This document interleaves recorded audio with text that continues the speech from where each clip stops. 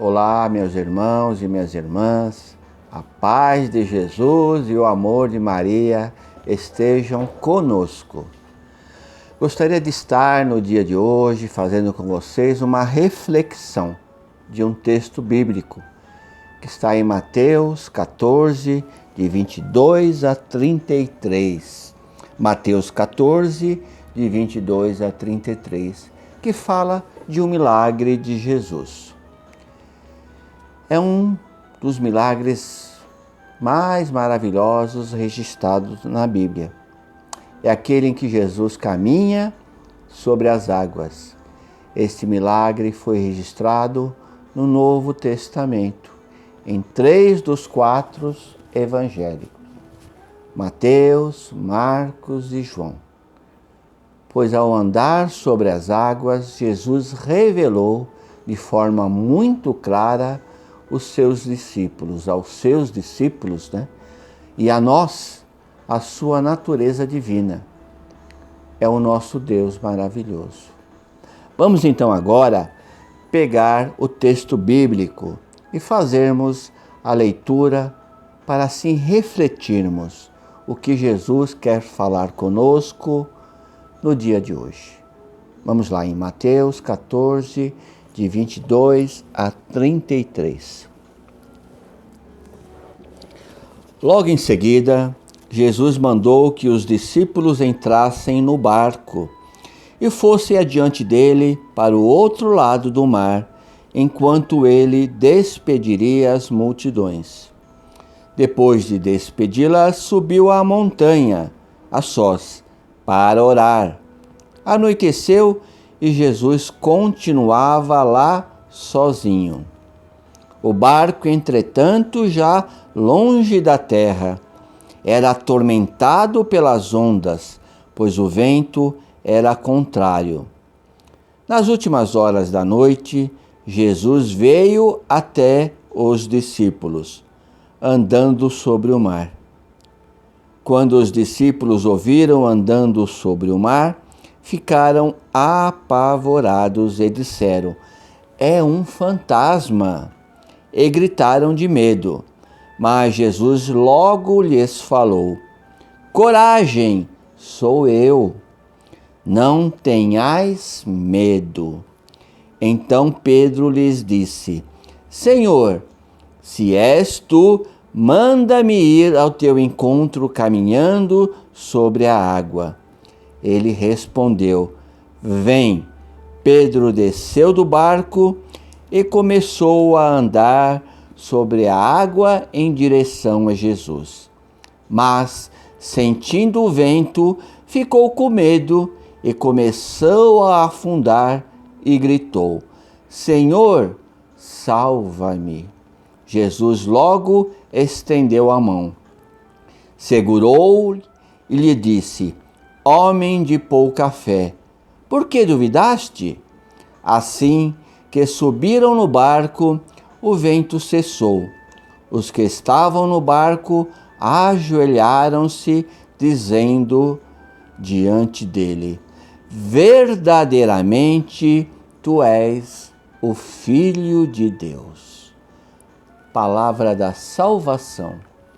Glória a vós, Senhor.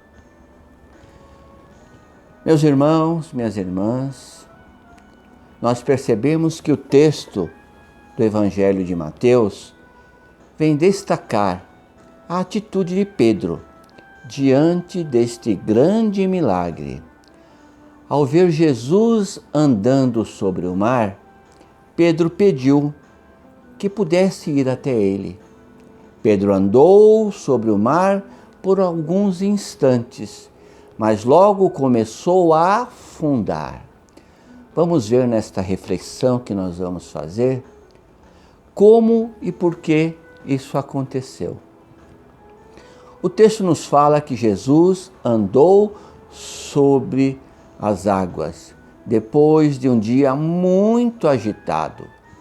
Pois se verificarmos nos capítulos anteriores que antecedem essa passagem, ele havia alimentado uma multidão de 5.000 homens, sem contar as mulheres e com as crianças. Devido a isso, as pessoas ficaram o quê? Maravilhadas com tudo o que havia acontecido naquele milagre da multiplicação. E elas queriam então fazer de Jesus o rei dos judeus. O povo pensava que o propósito do ministério de Jesus era aqui para a terra, era terreno. As pessoas viam em Jesus um possível líder para conduzi-los a uma revolta contra Roma. E não conseguiam entender, na verdade, o que Jesus estava propondo, o que ele trouxe para eles. Era um reino espiritual e não um reino material, um reino terrestre. Assim, após este milagre da multiplicação dos pães, Jesus tratou de se afastar da multidão e foi orar. Enquanto despedia aquele povo, Jesus mandou que seus discípulos fossem para outro lugar e atravessaram o mar da Galileia, rumo à cidade de Cafarnaum. O texto bíblico que nós lemos nos fala que o Senhor Jesus, após despedir-se da multidão, subiu sozinho a um monte para orar.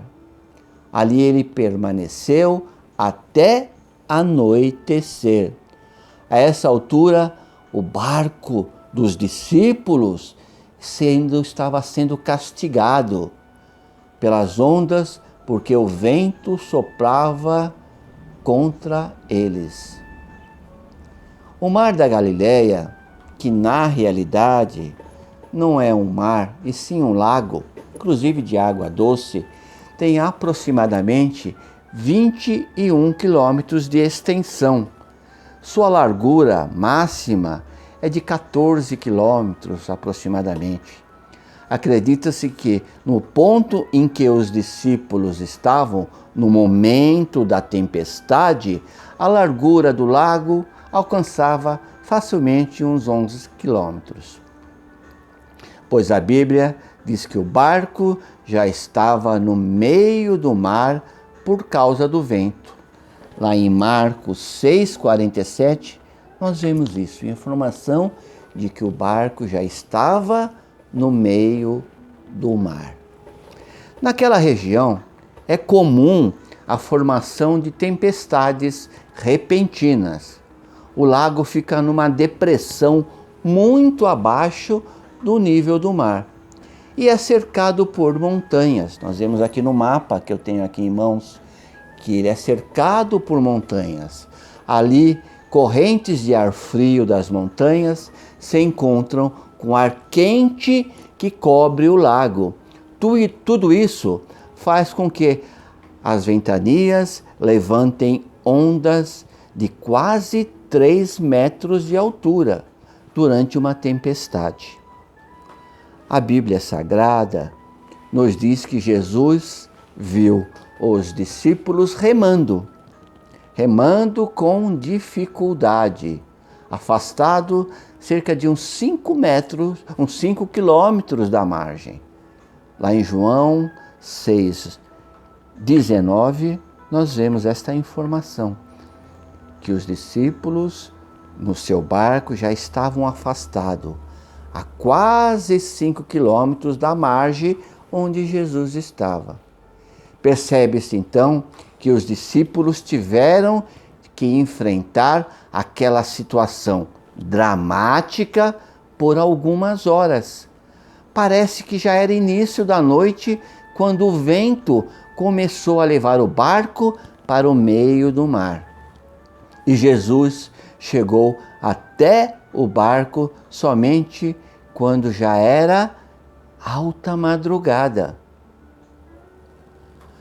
O modo com que Jesus alcançou o barco dos discípulos foi maravilhoso. Eles estavam remando contra a força do vento, que quase numa tentativa inútil de controlar aquela embarcação. Já estavam cansados, exauridos e com muito medo. Acredito até que os discípulos até murmuravam contra Jesus e diziam: será que o mestre que nós viemos com ele, que estamos acompanhando com ele, será que o mestre nos abandonou? Será que o mestre pediu para que nós viéssemos na frente para que ele nos abandonasse, para que nós morrêssemos? Será que ele está descontente conosco? Murmuravam, com certeza. Mas então, de repente, eles viram alguém caminhando sobre o mar. A figura era o quê? Amedrontadora. E eles ficaram completamente apavorados. Não é para menos. Eles estavam enfrentando uma tempestade. Estavam com medo de morrer, medo de serem dragados pelo mar. E naquela escuridão da noite aparece uma pessoa andando no mar. Ficaram realmente apavorados. E a pergunta logo ressoou: como alguém poderia estar andando sobre as águas como se estivesse andando em terra seca? O texto que nós lemos nos fala que os discípulos até pensaram que fosse um fantasma. Não é isso que o texto fala? Os discípulos até pensaram que era um fantasma que estava andando no meio do mar. E começaram a gritar de medo. Aí Jesus escutou os gritos dos discípulos, os oprimidos por aquela situação. E lhes disse aos discípulos: sou eu, não tenham medo. Sou eu, meus amados, não tenham medo. Então Jesus subiu no barco e o vento imediatamente, a tempestade imediatamente se acalmou. E eles chegaram em segurança ao destino desejado. Verifica-se então que somente o apóstolo Mateus, somente o evangelista Mateus, registra esta reação de Pedro ao saber que Jesus estava caminhando por cima das águas. O discípulo Pedro, com coragem, rapidamente pediu que seu mestre permitisse que ele fosse ao seu encontro. Pedro andou sobre as águas durante um tempo, mas logo o que aconteceu com ele? Ele afundou. É comum algumas pessoas até criticarem Pedro por ter afundado nas águas neste momento.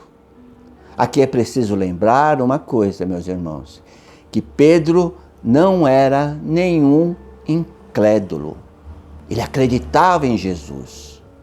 Provavelmente nenhum de nós teria tido a atitude ousada de fé que Pedro teve. Facilmente teríamos permanecido no barco juntamente com os demais discípulos. Mas Pedro queria mais. Queria ir ao encontro de Jesus. Queria abraçar Jesus. Queria ser deixado abraçar por Jesus.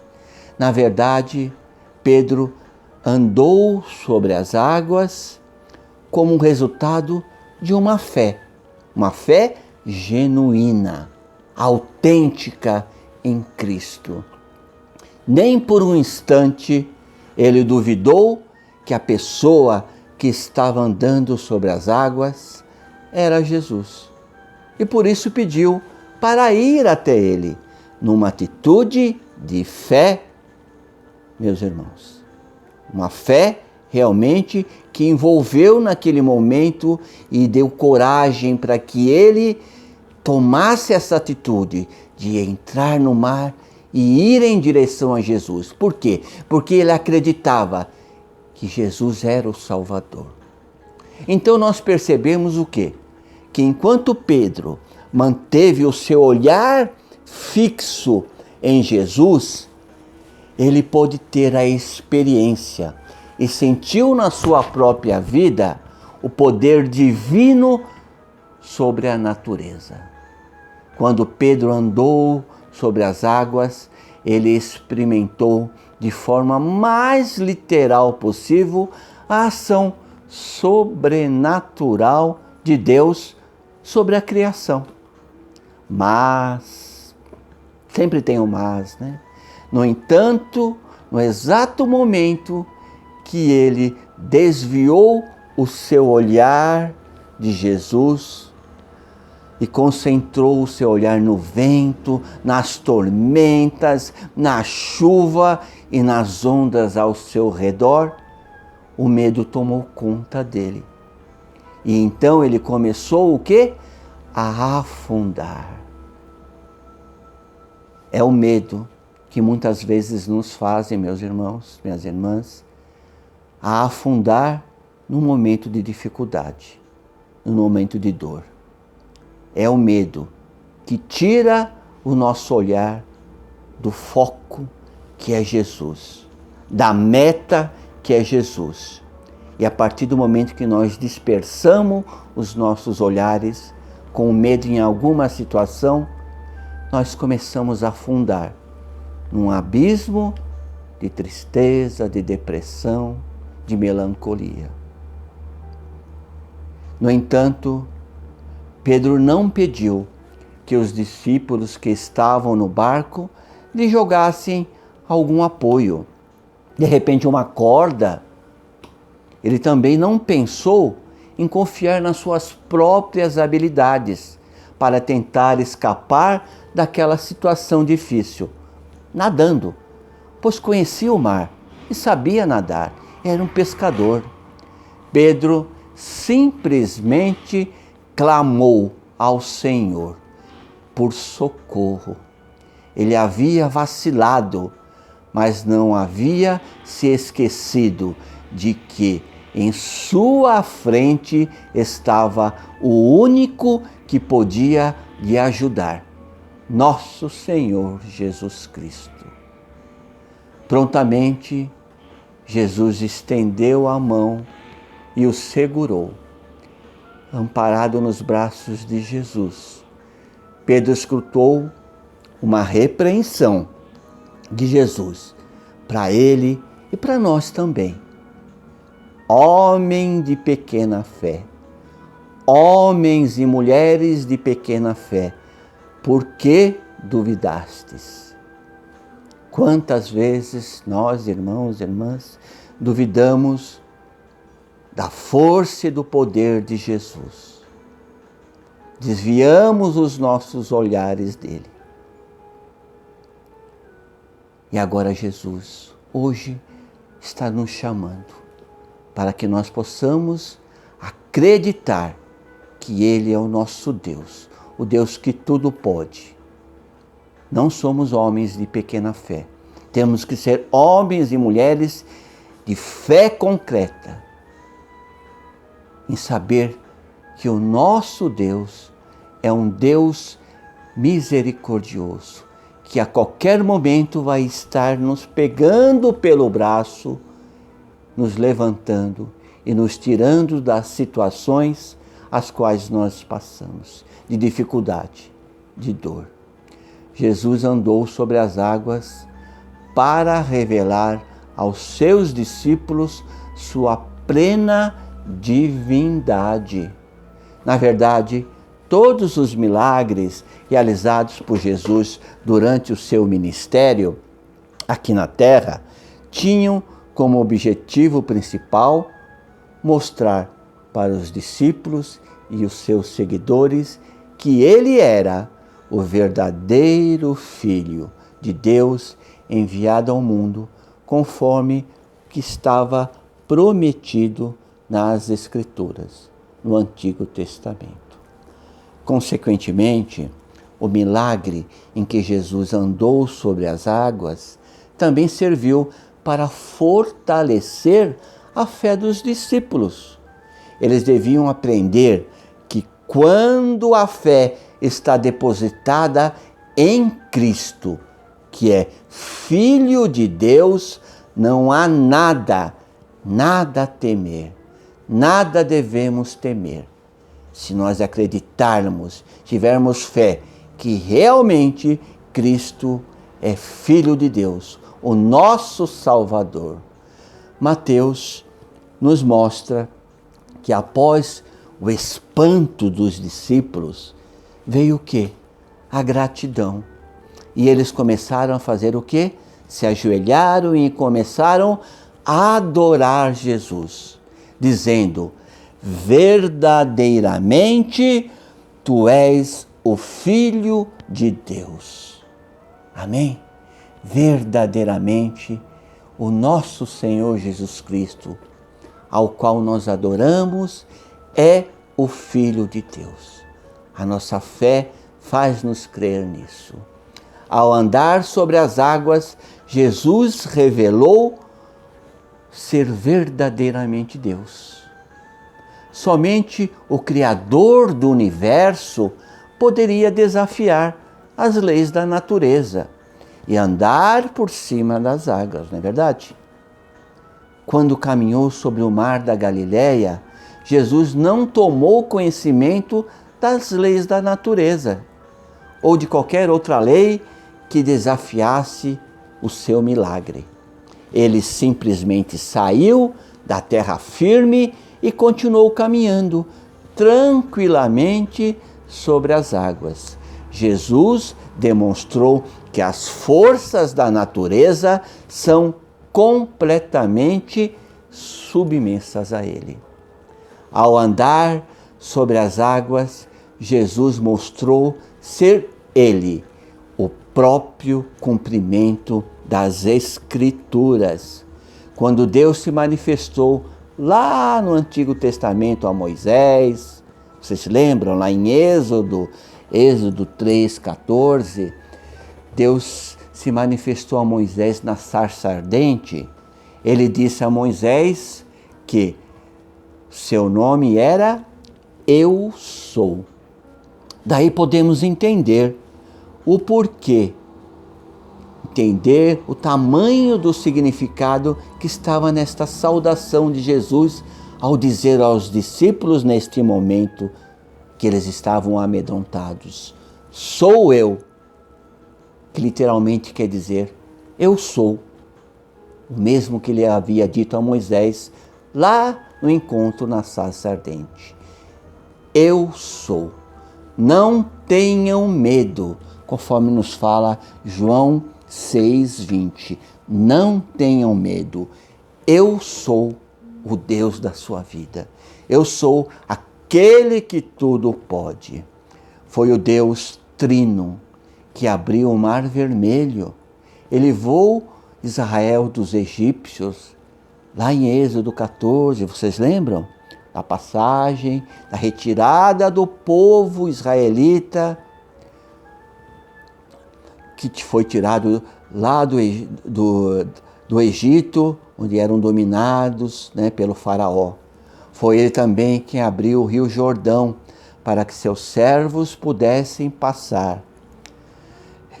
Então, quando Jesus andou sobre o mar, a gente percebe que ele deixou bem claro quem realmente ele é. Por isso, foi apropriada naquele momento aquela saudação, aquela adoração que os discípulos fizeram a ele. Eles estavam naquele momento que perplexos e extasiados diante do verdadeiro Filho de Deus. O milagre em que Jesus andou sobre as águas nos ensina algumas importantes lições. Deixa eu tomar uma aguinha aqui.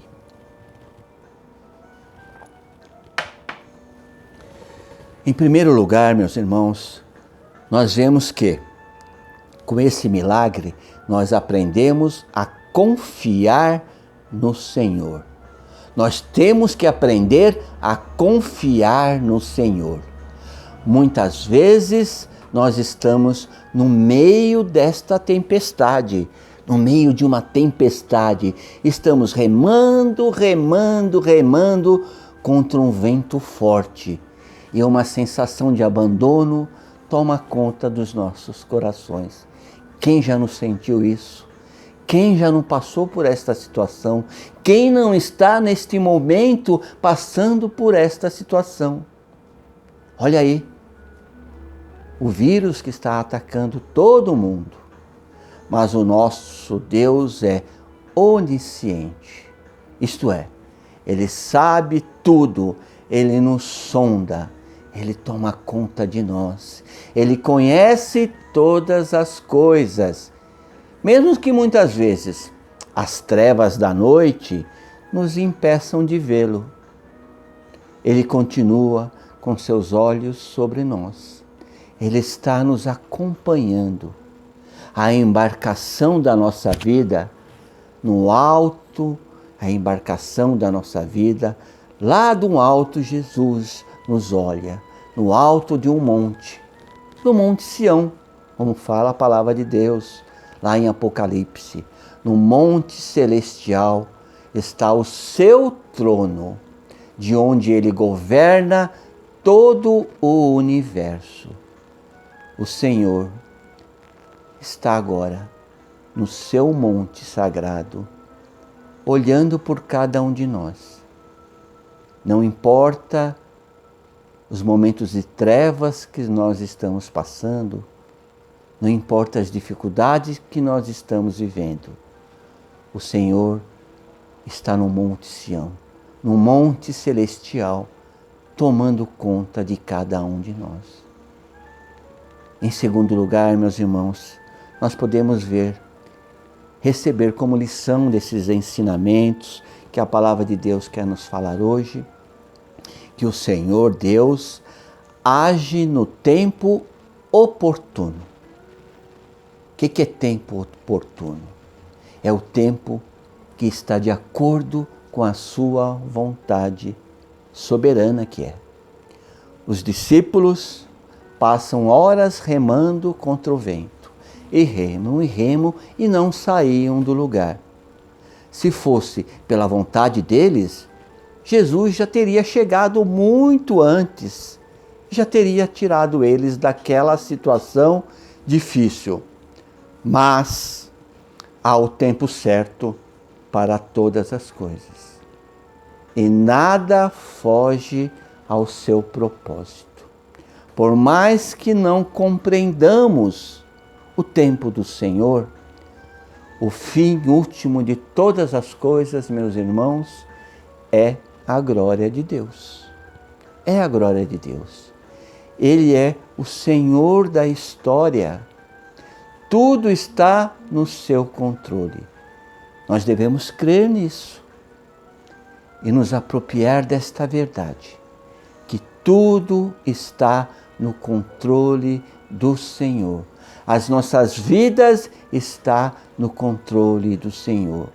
E no tempo certo, no tempo oportuno, Ele vai fazer com que as graças, os prodígios e os milagres aconteçam nas nossas vidas. Em terceiro lugar, nós aprendemos que até mesmo uma tempestade tem a sua finalidade. No plano soberano de Deus, os discípulos precisavam aprender uma lição. Eles precisavam ter sua fé, o quê? Fortalecida no Senhor. Existem lições que só podem ser aprendidas em plena tempestade. Nos momentos de dor, nos momentos de melancolia, nos momentos de tristeza. Mas acredite numa coisa, meu irmão. O Senhor jamais vai nos desamparar. O Senhor jamais vai nos abandonar. Porém, Não importa se o vento forte, de repente, acabar de nos levar para longe da margem. Não importa se esse vento que sopra muitas vezes nas nossas vidas nos afastar da margem onde está Jesus. As águas do mar da vida não são um problema para Ele. Ele é o Senhor do Senhor. É o Senhor do céu, é o Senhor da terra, é o Senhor do mar. No momento certo, o nosso Redentor, Jesus Cristo, vai vir, caminhando sobre as águas, vai nos segurar pelos braços e vai nos soerguer, nos abraçando e restaurando a nossa vida, nos dando alegria e paz, pois Ele é o caminho, a verdade e a vida. Glória a Deus por isso, não é verdade, meus irmãos? Glória a Deus por nós termos um Deus maravilhoso, um Deus que se importa conosco, um Deus que teve os seus momentos de glória e continua tendo os momentos de glória nas nossas vidas. Mas precisamos acreditar que Ele é o nosso Deus, o Deus que tudo pode, o Deus que a qualquer momento vai intervir na minha e na sua vida. O profeta Naum, lá em Naum 1:3, ele nos fala que o Senhor tem o seu caminho na tormenta e na tempestade. O Senhor tem o seu caminho na tormenta e na tempestade. Podemos então descansar nesta certeza de que as mais altas ondas, aquelas que algumas vezes até cobrem o nosso barco, o barco da nossa vida, sempre estarão debaixo dos pés do nosso Deus. Jesus anda sobre as águas e vem em nossa direção. E nós devemos recebê-los como o verdadeiro Filho de Deus, de quem somos completamente dependentes. Amém? Feche seus olhos agora e vamos agradecer a Deus, esse Deus maravilhoso que nos mostrou hoje pela sua palavra, que Ele está a qualquer momento pronto a nos resgatar, que Ele está a qualquer momento pronto a nos puxar pelo braço